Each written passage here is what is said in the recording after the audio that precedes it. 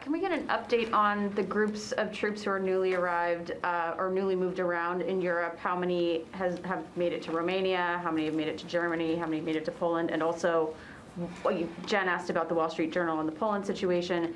In Romania, what are they going to be doing? In Germany, at the command headquarters, what are their days going to look like once they're all settled in? Yeah, the Stryker Squadron, I think they're leaving Germany today. It's going to take them some days to get to Romania. I think there's some very small leading elements, as you might expect. When the Army moves, they always move some leading elements. So there's some small elements already in Romania preparing for the rest to come. They'll be operating with our Romanian counterparts. I don't have anything more detailed than that. I'd point you to EUCOM to really speak to that, but remember, they're really going to reassure and to be able to provide additional capability in Romania. I would also remind Megan, there's already 900. So this 1,000 almost doubles what we already had in Romania. Nothing really significant changes in terms of the 82nd Airborne. They continue to flow in tranches.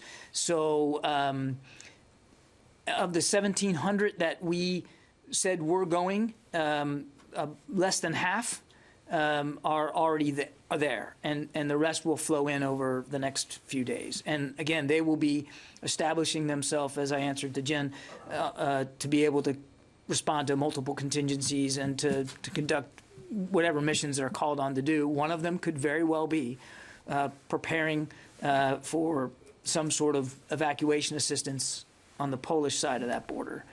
So to follow up, the Army's 5th Corps has a headquarters in Poland that they stood up recently, ostensibly for this sort of mission. Are they being involved at all in any of this, or were they considered to be involved in any of these deployments? Yeah, I mean, I think they're absolutely involved, and I think the Stryker Squadron sort of reports up through that chain of command as well. I'd point you to EUCOM to speak with more specificity about how the different headquarters are going to be broken down. Yeah, Jenny. Thank you, John. I have a question on the Korea, China, and North Korea.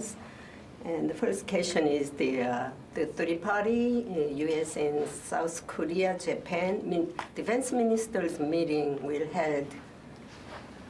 be soon. Is that date set yet?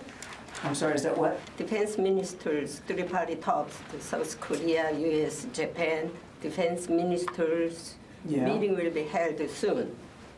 Okay. It announced yesterday. Yeah. Is date set yet? Is it? I mean date. When will be the Is there a date? Yes. Oh, I think we'll have more to talk about that pretty soon. I think Means pretty soon. means very soon. Pretty soon is how soon? It's very soon. Well, you didn't mention the date, but I know I didn't mention the date. But it's another case. Okay, skip that anyway. Skip that anyway. Yeah, I find that out very soon. And the other one, the North Korea's ICBM missile operating base, which is located just 15 miles from the Chinese border. Aren't you worried about this? What is DOD's opinion on this? I'm sorry, can you repeat the question? Pay attention, please. Yeah. North Korea's I get that a lot. I was just looking to see. I was just looking to see if I had more on your first question. Schooling going on. Yeah. I'm sorry, go ahead. Okay, on the North Koreans' ICBM missile operating base, which is located just 15 miles from the Chinese border. So aren't you worried about this? I don't have any information on that, Jenny. Why not? I don't have any information on the installation status in North Korea. Okay, skip another one. China has pledged to support for Russia's invasion of Ukraine. And also North Korea also said that it supports Russia through face-to-face meeting with the Russian Putin recently. So what is the United States' strategy toward China and North Korea? Do you have any new strategy? I don't. I mean, are you referring to the readout of the conversation between Xi and Putin?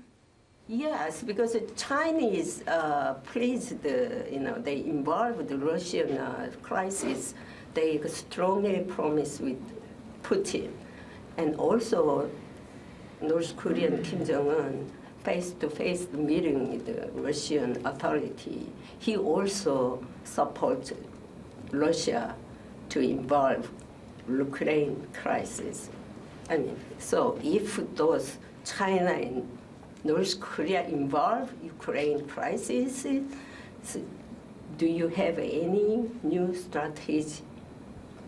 I mean, DOD have any strategy? A strategy. Yeah, toward China and North Korea. I don't know of any new strategy with respect to China and North Korea and whatever statements they might have made in support of what Mr. Putin is doing. We're focused on, again, trying to find a diplomatic path forward here so that this doesn't devolve into conflict over Ukraine, and to make sure that we're shoring up our contributions to the NATO alliance, which we take very seriously. I'll only say what I've said before. I mean, these two countries, Russia and China, are not countries with a whole lot of friends, and aren't part of broader alliance systems that they can rely on. And every indication that we've seen is this. In recent days here, this is more of a partnership of convenience, if anything else, between Xi and Putin. And these are not two countries that are uniformly aligned on every issue. So they can speak for themselves, and what they've put out in their little communique, that's fine. We're focused on making sure that we are committed to the NATO alliance, that's obvious, and to trying to find a diplomatic path forward here.